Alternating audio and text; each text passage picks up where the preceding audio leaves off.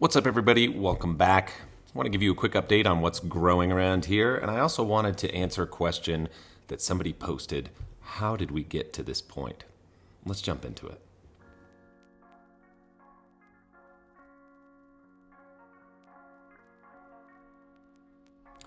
First off, you can see that everything is growing in pretty well. I'm actually very excited about it. I'm only maybe 18, 19 days post-emergence, so it's going extremely well. There is a lot of filling in that still has to be done, and it's been a fun process to watch.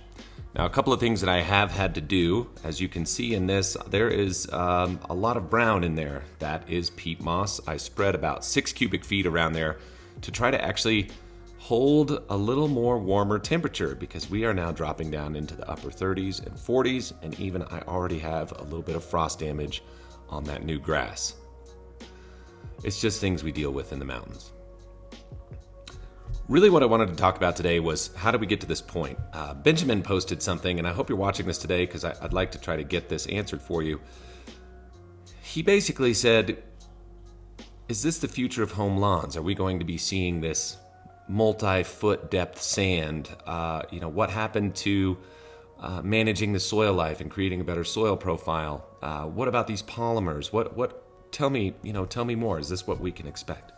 So here's the deal. I really wanted to have a separation between residential turf and professional high maintenance turf and give everybody a good view of what is what and why is why and how to manage each one of those, because they are two totally different animals. There's a lot of information that goes around just on YouTube that really doesn't distinguish between the two, and I think that drawing that line is really important. In every turf trial that we've gone through, we're typically applying to some level of sports turf on some level of designed growing medium. It's not just a lawn in a soil that is native to an environment. It is something that's been built up, constructed a certain way, and made for certain high-performance turf. So every university trial that we've ever done has had those sort of growing parameters, and typically it's something that's going to be more golf-related, dwarf varieties of turf grass, more sand-based medium, things like that. So there's a different nutrient load that's going to happen on something like that compared to somebody dealing with more clay or more topsoil or something else that they have for their own growing medium, and the type of turf that they are dealing with. Now, on many of the studies that we participated in, the grass was kept at 1/2 inch or less as well. So it was all shortcut turf. It was all, like I said, designed to be high performance sports turf. And the nutrient loads that are suggested for those are what they are.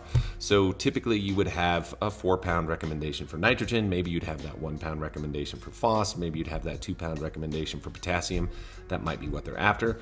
A lot of these may just say you need to just put in X amount of N every year, and then you just adjust your P and K throughout soil testing and figure it out along the way. With a residential lawn, we've sort of fallen into that mentality and that belief, and that's fine. I think that you, no matter what, are going to have healthy looking turf if you follow along with those guidelines. I also think that for most people, if you didn't apply quite so much, you wouldn't see much of a decline. That's where I want to show this. Now, for years, I've been doing programs with between 1 and as much as 2 pounds of nitrogen per year, lowering the rates of P, lowering the rates of K, and just sort of plugging along. And the lawns look fantastic, and year over year, they continue to look better. The last few years, I've been showing how I can run a very low NPK program and just have super dense, healthy, weed-free, dark green turf. And it didn't really take a whole lot.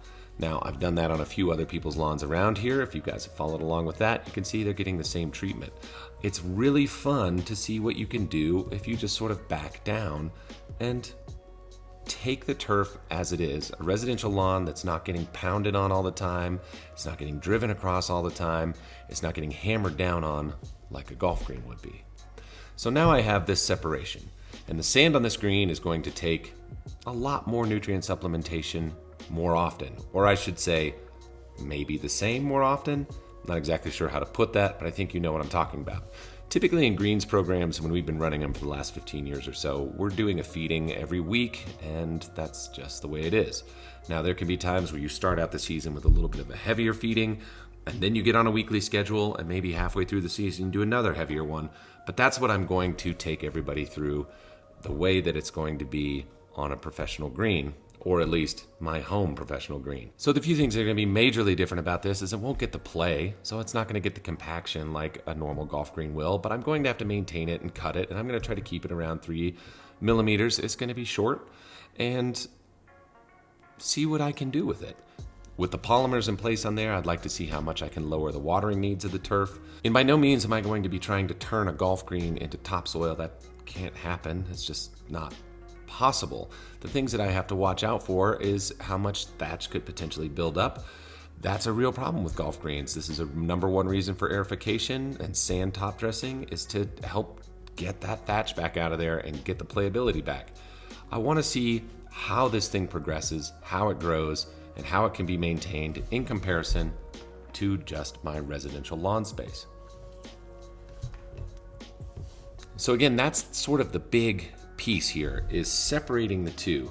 High maintenance, low maintenance. Both are going to look beautiful, no question. But do you need to treat them both the same? I don't think so. So that's what we're really going to run through here, and I want to take you guys all the way through the paces, show every bit of trial and tribulation along the way, and we're going to learn all of this together.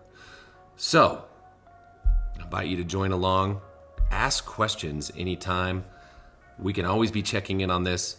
However, wintertime is coming, and I'm just hoping to, like I said, have a little bit of playability on this before the snowfall. So, Ben, I hope that answered your question. I really think it was a good one, and I hope to hear from you all real soon. See ya.